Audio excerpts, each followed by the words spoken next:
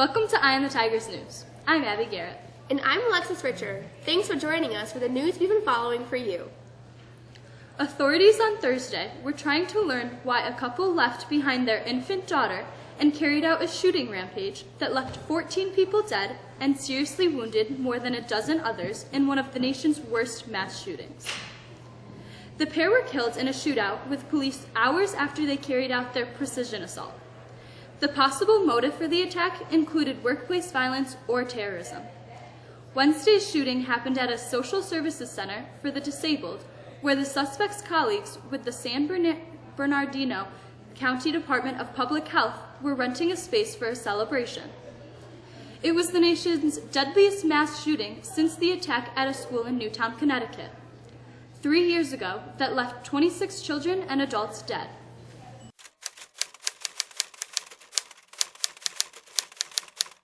Last night, the first thing I could think of was how much it's been lately and how overwhelming it just seems. And I felt a sadness, not only for the people and their families, but also for my students, because all I could think of is how much more violent the world is now than it was when I was their age.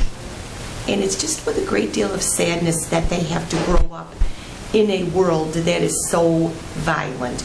I think that the shootings, I don't think they should be happening, but I think we should still have guns, but like have a law where you can only buy them if you're like, I think that's still a law anyway, like if you're 21 or something, but you should have like gun locks in your house, or like they should have high Ds so you can get into schools and stuff like that.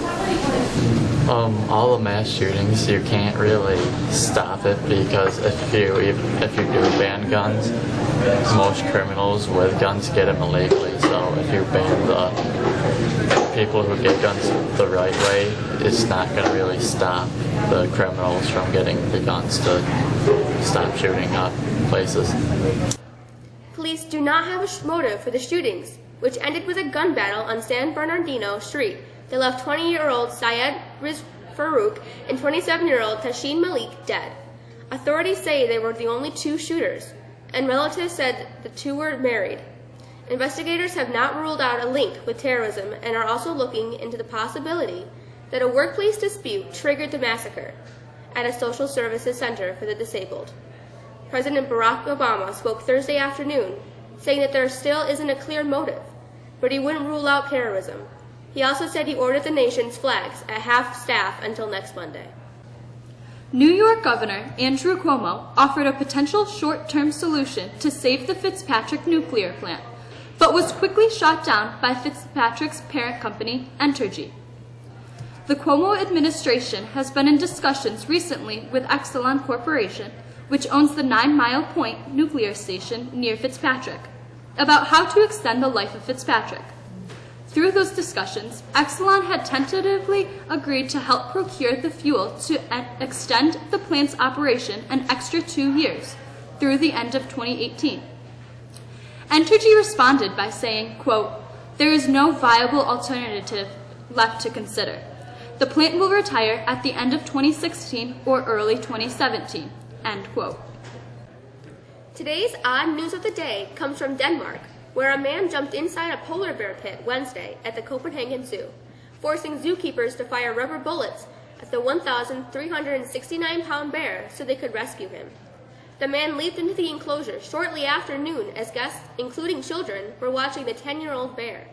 Zoo staffers at first yelled to distract the animal from his potential prey before others with firearms arrived, firing rubber bullets to get the huge animal to back off. Once the bear returned to its cage, zoo employees entered the enclosure to rescue the intruder. With a peek into an improving forecast, here's Mr. Charbonneau.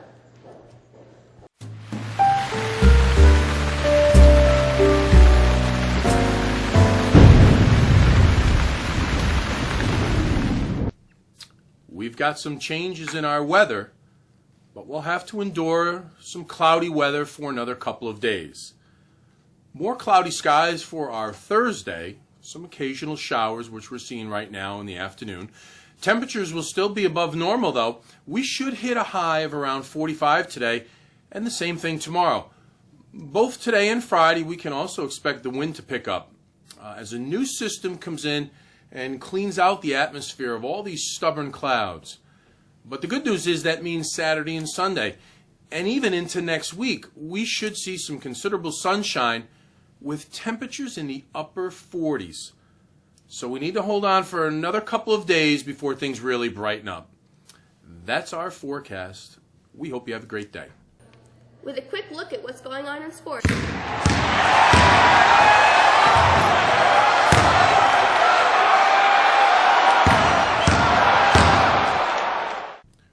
Poor free throw shooting and even poor rebounding doomed the Syracuse Orange basketball team last night as they dropped their first game of the year to Wisconsin, 66-58 in overtime in the ACC Big Ten Challenge at the Carrier Dome. SU shot a paltry 35% from the field, including just 7 for 24 from three-point range. Even with the poor shooting, the Orange still had a chance to seal the win, but shot only 11 for 20 from the foul line.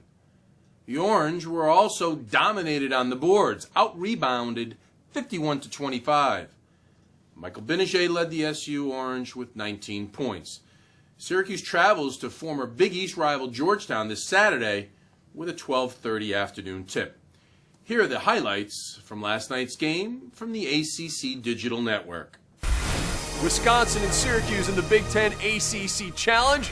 Bo and Boeheim. Early on, Hughes is running. Michael Gbinije gets it up to Tyler Lydon, who throws it down. It's an early 5-point lead for Syracuse. Tied at 14, Vito Brown hits the jumper on the baseline to give the Badgers a 2-point lead. Then, off the missed dunk, it's Brown again. He had 11 in the first half. Final seconds of the half. Syracuse down 5. The steal, Gbinije for the lay-in, 27-24. Syracuse down 3 at the half. Second half, it's a 1-point game, and that's when Syracuse goes on a run. Gbinije for 3. Then Trevor Cooney for 3. Syracuse 14-4 run. And the Orange is up 6. Tied at 48. Malachi Richardson, the freshman, circles into the lane. Gets the whistle, the bucket goes. 2-point lead for Syracuse, 50-48. And then Silent G. A 3, he had 4 threes, 19 for Gbinije, 53-48. But Wisconsin won't go away. Remember, this team made the championship game last year. Bronson Koenig gets the 3. We're headed to overtime in the extra period. Nigel Hayes gets the ball at the high post, works his way down low. 15 points, 12 boards. Wisconsin goes on a 9-0 run and gives Syracuse its first loss of the year, 66-58. I'm Jeff Fischel. This is the ACC Digital Network.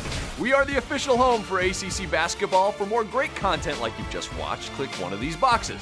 And to make sure you don't miss anything, click subscribe. Mexico's swimming and diving team got off to a great start this year as they took on defending champion New Hartford yesterday afternoon. Turning in first-place finishes in multiple events were Dan Mullen, A.J. Yost, Noah Galuzzo, and Dylan Long.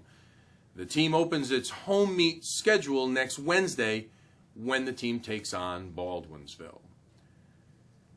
Derek Smith's coaching career at Mexico got off to a great start last night as the former Mexico wrestling star, now its coach, won his first meet as the team took down Cortland 57-20.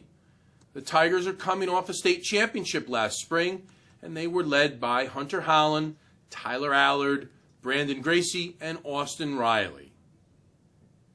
Stephen Curry, the reigning MVP, scored 40 points in 3 quarters, and the Golden State Warriors easily defeated the Hornets last night, 116-99, to extend the best start in NBA history to 20-0.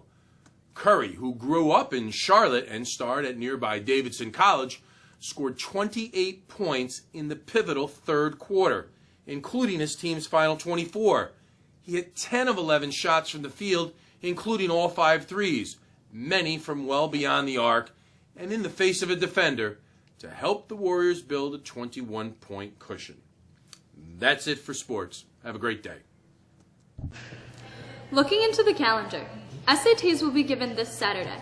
The next SAT exam will be on January 23rd. That exam will be held at Mexico High School. Christmas in Mexico is scheduled for this Saturday, with a variety of events taking place throughout the village. Looking into next week, students will be off on Wednesday, December 12th, due to professional development for teachers. That's it for us. For the staff of Eye on the Tigers, I'm Alexis Richer. And I'm Abby Garrett. Thanks for checking in with us. We'll be back at it again next Monday. For the staff of Eye on the Tigers News, have a great rest of your day.